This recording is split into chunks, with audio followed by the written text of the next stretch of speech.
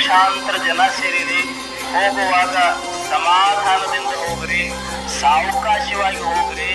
ನಿಮ್ಮ ಜಾತ್ರೆ ತೇರೆಳೆದ ಮೇಲೆ ಮುಗಿದ್ರೆ ನೀವು ಮನೆ ಸಂತೋಷದಿಂದ ಮುಟ್ಟದಾಗ ನನ್ನ ಜಾತ್ರೆ ಅಷ್ಟೇ. ನೀವು ಸಮಾಧಾನದಿಂದ ಯಾರು ತಪ್ಪಬೇಡ್ರಿ, ಸಮಾಧಾನದಿಂದ.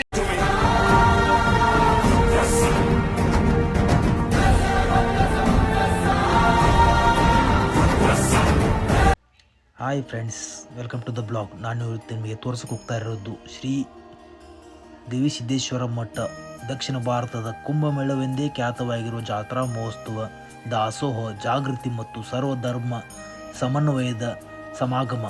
ಧಾರ್ಮಿಕ ಆಚರಣೆಗಳೊಂದಿಗೆ ಪ್ರತಿ ಜಾತ್ರೆಯಲ್ಲಿಯೂ ಭಕ್ತರಲ್ಲಿ, ಅಭಿಮಾನಿಗಳಲ್ಲಿ ಹಾಗೂ ಜನರಲ್ಲಿ ವಿಶಿಷ್ಟ ರೀತಿಯ ಜಾಗೃತಿ ಮೂಡಿಸುತ್ತಾ ಶ್ರೀ ಗವಿಸಿದ್ದೇಶ್ವರ ಮಠ ಅಥವಾ ಗವಿಮಠವು ಕೊಪ್ಪಳದ ಪೂರ್ವ ಬೆಟ್ಟದ ಮೇಲಿರುವ ಸುಮಾರು 1000 ವರ್ಷಗಳ ಭವ್ಯ ಇತಿಹಾಸ ಹೊಂದಿ ಇಂದಿಗೂ ಜನಮಾನಸದಲ್ಲಿ ಭಕ್ತಿ ಭಾವ ಅಭಿಮಾನಗಳನ್ನು ಉಳಿಸಿಕೊಂಡು ಬೆಳೆಸಿಕೊಂಡು ಮುನ್ನಡೆಯುತ್ತಿರುವ ಮಹಾ ಸಂಸ್ಥಾನ ಮಠ ಇದಾಗಿದೆ.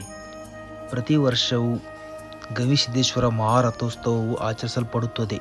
ಇಲ್ಲಿ ಸುಮಾರು ಲಕ್ಷಾಂತರ ಜನರು ರಾಜ್ಯ ನೆರೆ ರಾಜ್ಯಗಳಿಂದ ಆಗಮಿಸಿ ಈ ಆಚರಣೆಯಲ್ಲಿ ಪಾಲ್ಗೊಳ್ಳುತ್ತಾರೆ.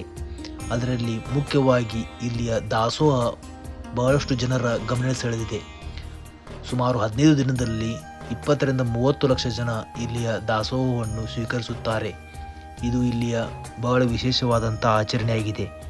ಇದರಲ್ಲಿ ಮುಖ್ಯವಾಗಿ ಇಲ್ಲಿ ನೆರೆಯ ಹೊರೆಯ ಹಳ್ಳಿಗಳಿಂದ ಜನ ರೊಟ್ಟಿ, ದವಸ ಧಾನ್ಯಗಳು, ತನು ದಣದಿಂದ ಸಹಾಯ ಮಾಡಿ ಈ ಒಂದು ಮಹಾ ಜಾತ್ರೆಗೆ ಸಾಕ್ಷಿಯಾಗುತ್ತಾರೆ.